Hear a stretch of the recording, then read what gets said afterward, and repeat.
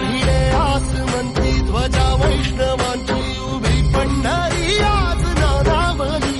तुझे नाव ओठी तुझे रूप ध्यानी जीवाला तुझी आस घाला घरी. जरी बाप साऱ्या जगाचा परी